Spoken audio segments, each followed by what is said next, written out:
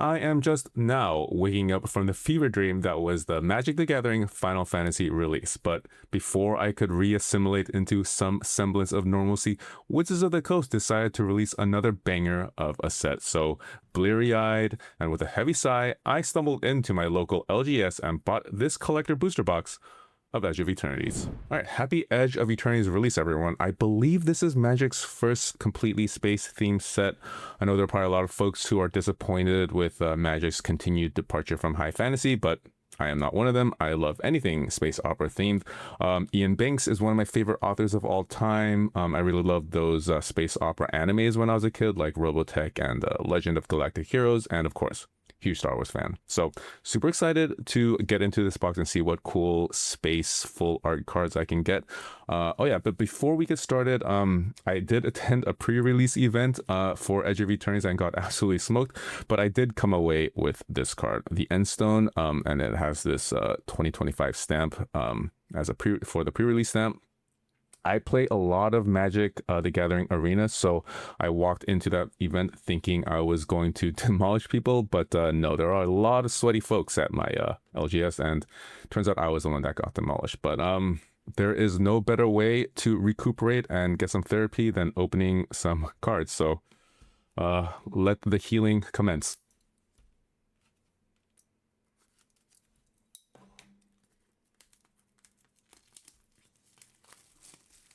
So yeah, got this as a pre-sale from my LGS for $350. But I think they are starting to go up in price. I think on the secondary market, they're like north of 400 now. But I think if you just walk into your LGS, you should be able to get some more reasonably priced collector booster packs. So yeah, if you're into Magic the Gathering and if you're into space and if you're into cool art, because I mean, look at this, it has like this whole retro space opera type aesthetic, which I am all about. So yeah, really excited to see what cool cards we can pull.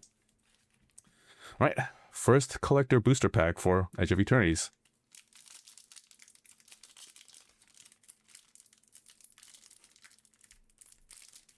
Okay, this one's proving to be a little difficult.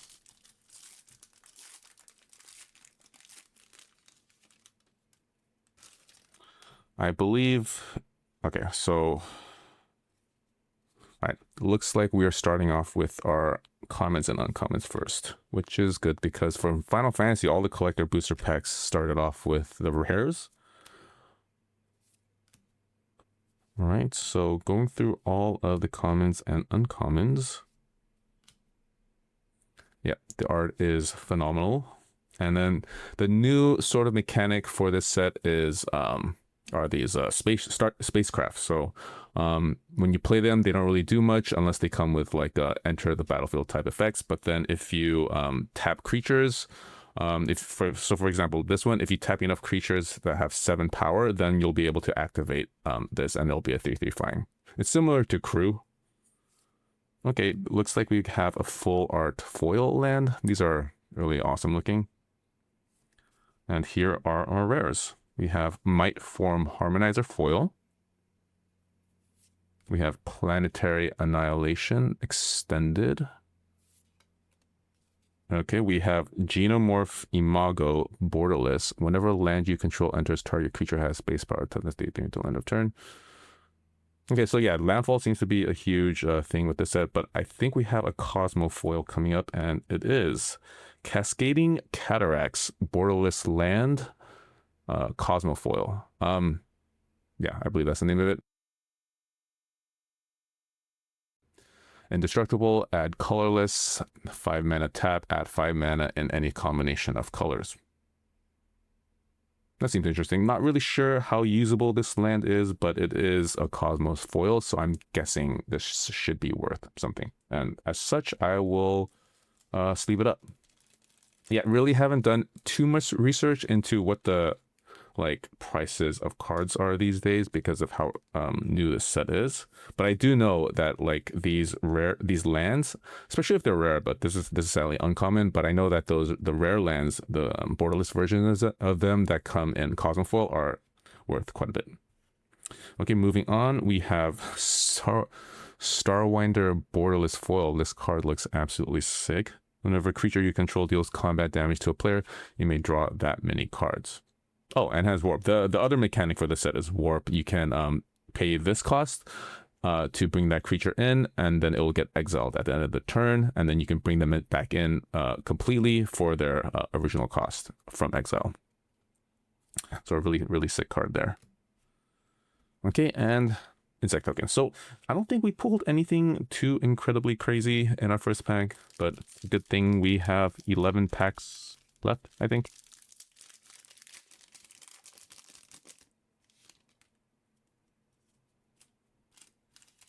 Yeah, when I went to my LGS, he opened a fresh case for me, and then I got to pick and choose which box I wanted.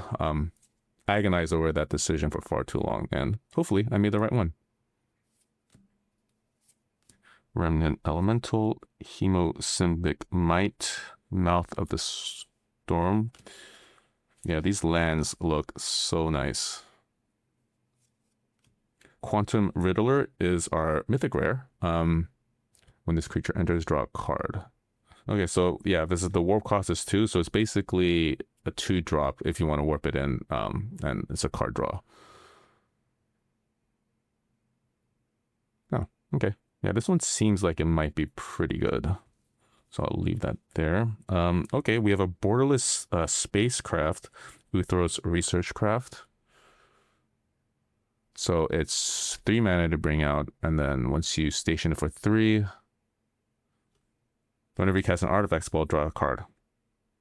That seems like a pretty good mechanic. And we have a land here. Uthros Titanic Godcore Borderless. And then looks like it's some pretty huge ramp for blue decks that utilize artifacts. And we have a foil of Crystal Quarry. So yeah, definitely the theme for this set are the lands. I know the big thing for the set is the return of Shocklands into Standard, and which will now be like mainstays for the rest of Standard. I'm just gonna foil this land because it looks so cool. But we have another Cosmo foil coming up, this time of Adagio Windswept Bastion, and looks like it's a land that you can also station. That's interesting, which makes sense, I guess. You have someone looking onto a planet from inside of a spaceship, perhaps. Yeah, this one's really cool. Love the theme of the set. And looks like we have an art card. No idea which way this is going. Of Gravkill. Gravkill, I believe, is a 4-mana removal spell. That's what I remember from the pre-release event. All right, not sure if we got anything in that pack either. Like the really big cards are the Fracture foils in the set. Would absolutely be thrilled to pull one of those.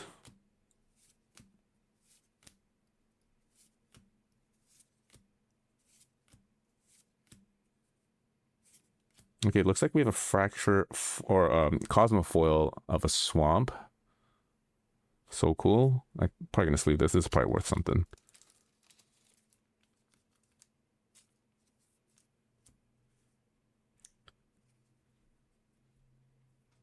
We have Space-Time Anomaly. I got completely wrecked by this card in the pre-release event. The dude milled me for like 27, and since you only have 40 cards in pre-release, yeah, that was game over. You have Depth Shaker Titan, Emissary Escort, Terrain Generator Borderless.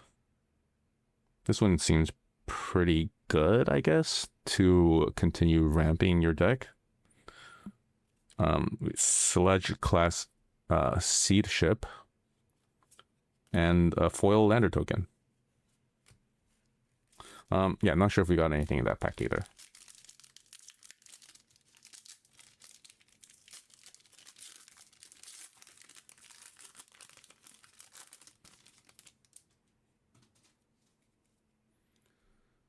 Okay.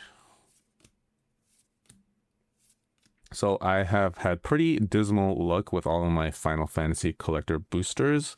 Hopefully that trend does not continue throughout all the sets of Magic the Gathering.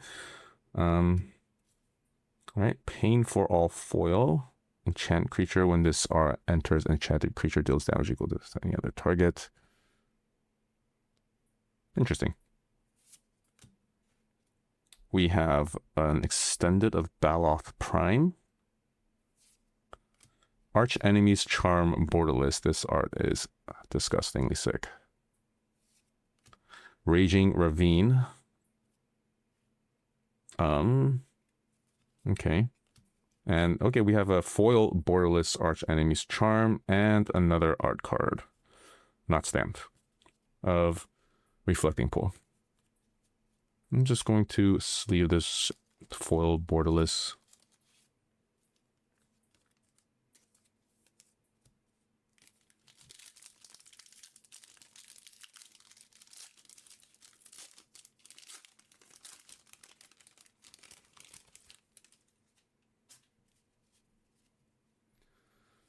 Okay.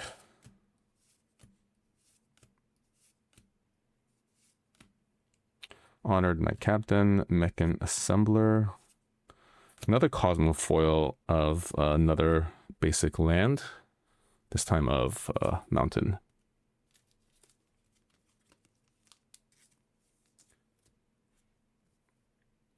Here are our rares. Lightstall Inquisitor. We have Scouring Swarm. Extended art? Borderless? Not sure. Sometimes I can't tell the difference between the two. Anti-Causal Vestige. Borderless, I believe. We have Plaza of Heroes.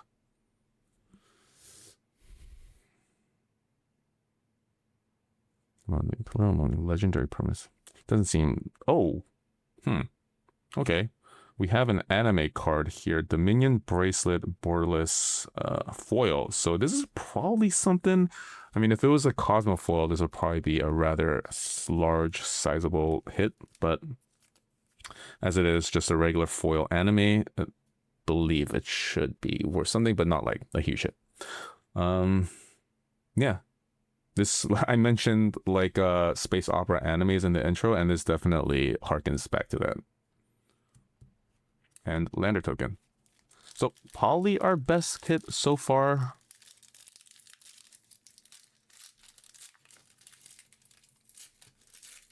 I know some of the anime cards in Fracture foil treatment are probably the highest value cards in this set.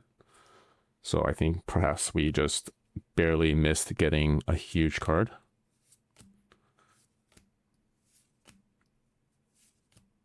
We have Sir Vondum, Codecracker Hound. This reminds me of the Rick and Morty dog. Forgot the name.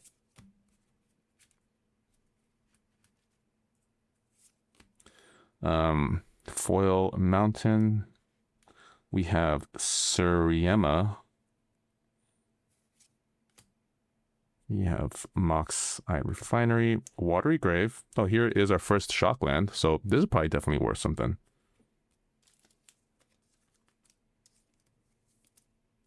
Watery Grave is our first Shockland. We have a Cosmo foil of Ink Moth Nexus. Art is really cool, especially with this holofoil treatment.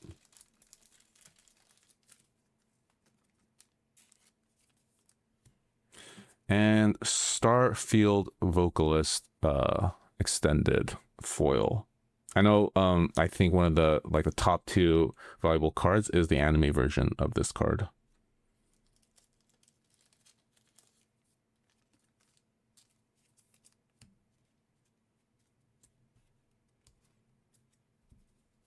All right, so we're halfway through. I don't think we got any incredibly huge cards, but honestly, does not matter. I am having a lot of fun opening this stuff.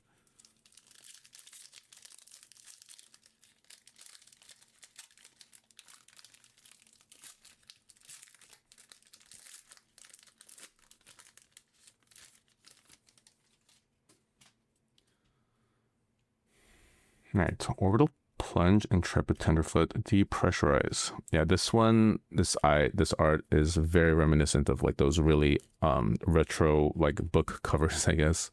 Sci-fi book covers.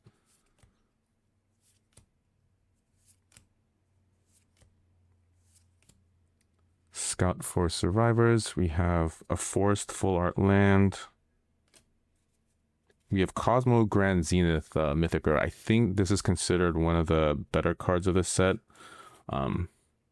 Whenever you cast your second spell each turn, choose one. Create 2 tokens or put what +1/+1 counter on each creature you control. So yeah, should be relatively easy to trigger, and it's only a 3 mana for a 2/4, so it comes with a decent base already. So I can see this card being pretty good if this archetype turns out to be decent in this meta. This archetype being like going wide with tokens and +1/+1 counters. Okay, we have Radiant Summit. This is a Tango land, I believe. Borderless.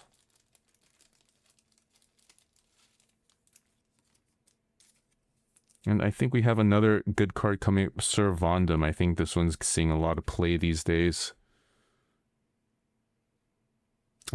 Vigilance and Menace for 1 black, 1 white. Whenever another creature you control dies or is put into exile, put a +1/+1 counter on Servandum and you gain 1 life. When Servandum dies or is put into exile with its power 4 or greater, destroy. So a lot of value you get from this card. Will probably slot in very easily into a lot of sacrifice type decks. I have this Sephiroth deck that this card would probably be amazing on. Because Sephiroth also, the mechanic is sacrificing your own creatures. And we have Crystal Quarry. For 5 mana, you can get all 5 colors. So interesting, but it seems like it would be a very niche use. Let's put that there. And Anti-Causal Vestige Rare. I'm not sure if that's worth any. And another art card. This one is Ilvoy Galeblade. All right, so yeah, I think that was a pretty good pack. Okay. Probably one of our better ones. A nice borderless art card and a very playable, and a couple of very playable rares and mythic rares.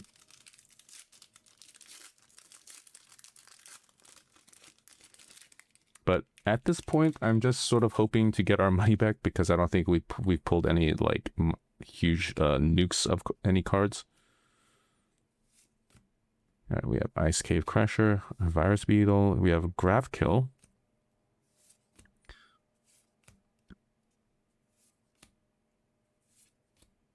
Ilvoy Infiltrator, we just got an art card of that. We have a foil of a full art Swamp. We have Starwinder. We have Solar Array. We have Thrumming Hive Pool. This seems like a pretty good card, at least in limited. Borderless. And we have Strip Mine. Add 1 colorless or tap to sacrifice this land, destroy target land. Really annoying. And looks like, ooh, this is super cool. Nexus of Fate. Take an extra turn after this one for 7 blue mana. Yeah, obviously a really cool card. Mimics like those retro sci-fi book covers. So definitely something that it's an aesthetic that I definitely appreciate. Yeah, this is basically just like a piece of art. Put it in the Louvre, and probably my favorite card of this opening so far. Let me see if I can find a stand. There we go. Yeah, I would just love like a print of that, like a larger print just to put up on the wall.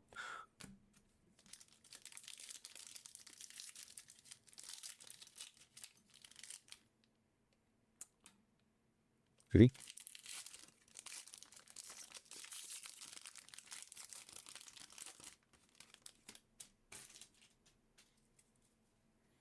All right, Mental Modulation, Zealous Display, Cap Landseeker, Disaster, Full Bore, Tragic Trajectory. We have a Cosmo of a Full Art Island. It's probably worth something. Just leave that there for now. Extinguisher Battleship. Cesaro Genesis Shepherd Borderless. Pinnacle Emissary. We have a Scavenger Grounds Borderless. 2 tap, sacrifice a Desert, exile all graveyards. Probably pretty good with all the graveyard mechanics going around these days. And we have Breeding Pool. So this is a foil shock land. So this is probably definitely worth something.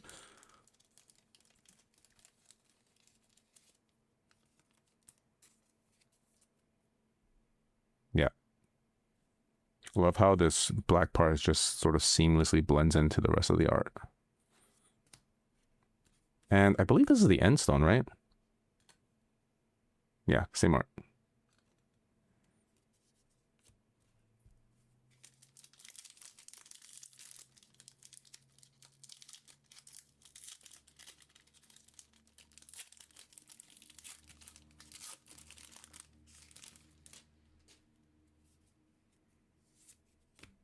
We have Orbital Plunge, Dark Endurance, Focus Fire, Melted Moxite, Grav Ship, Mouth of the Storm, Remnant Elemental. We have a foil land, Sunset Saboteur, Long Range Sensor. I think this is a pretty decent card. Maybe. I think there's a fracture foil of this that is actually quite valuable, but unfortunately we didn't get even a foil of it. But it's probably worth something. I mean, this plus Tifa would, you know, should be like a 100 power creature. And Entropic Battle Cruiser Spacecraft is our last card. So probably not the best pack, but yeah.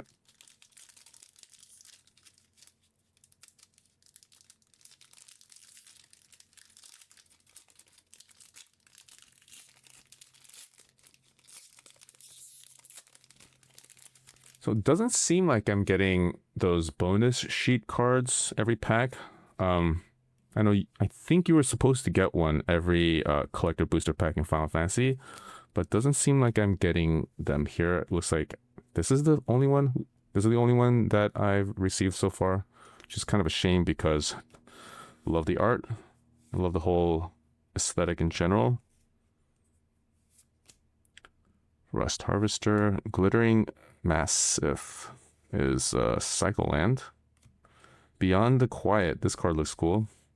Looks like just some sort of board wiper, but art sort of speaks for itself.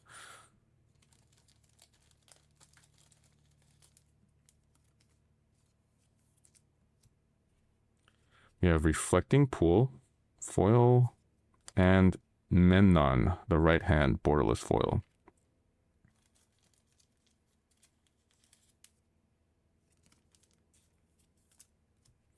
All right, last pack.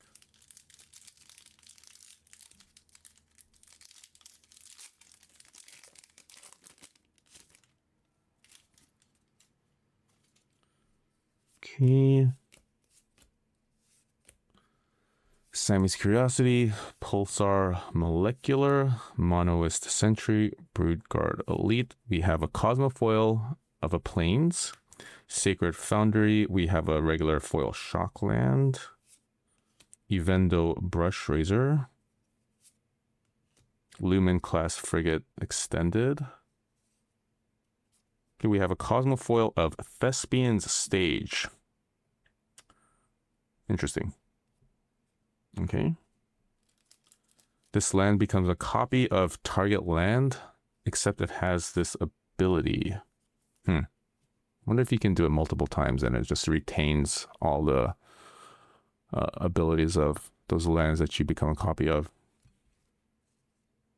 And our last card, or second to last card, is this Synthesizer Lapship.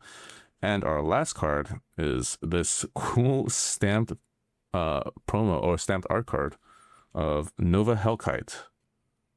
Yeah. Obviously, this art is amazing, and it has this gold stamp, so even more amazing. Right, so a little bit of a recap. I don't think we pulled any huge cards in here. I'm definitely going to have the values up on the right somewhere, but hazard to guess we did not make back our money. But regardless of value, this is probably my favorite card of the set for obvious reasons. Love that they sort of made it look like the book was very weathered and very lovingly read because of this sort of affected treatment on the edges here. But yeah, this is probably my favorite card of the opening. But yeah, don't think I'm not sure if we made back our money, but like I said, I had a lot of fun opening it. And as far as future videos with Edge of Eternities, I do have some other collector boosters and maybe some other products. Or maybe I'll just go back to Final Fantasy. We'll see. Definitely enjoying, just in general, enjoying Magic the Gathering in addition to Pokemon. But yeah, if you've enjoyed this content in the slightest, please consider dropping a like and a comment with perhaps any of the pulls that you have been graced with this Edge of Eternities release. But yeah, that's about it for the video, and fellow collectors. Until next time.